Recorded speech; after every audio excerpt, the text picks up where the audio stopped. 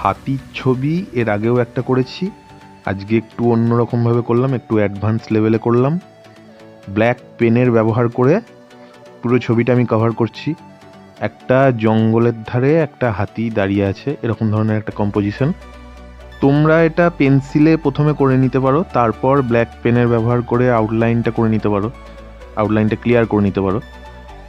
আর এটা ছাড়া আমার চ্যানেলে আমি এর আগেও হাতির ছবি করেছি, তোমরা সেটাও দেখতে পারো একটু পিছন দিকে।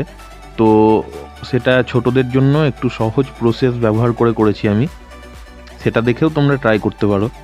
ছবিটাকে আমি রং করব না, জাস্ট একটা স্কেচ করছি আজকে, স্ট্রোকের ব্যবহার করছি, লাইন ওয়ার্ক কিন্তু নয়। এটা আগের যে হাতির ছবিটা আমি করেছি সেটাতে লাইন ওয়ার্ক করেছি, লাইনের ব্যবহার করেছি, কিন্তু এটা কিন্তু স্ট্রোকের ব্যবহার করে পুরো ছবিটা কমপ্লিট করছি।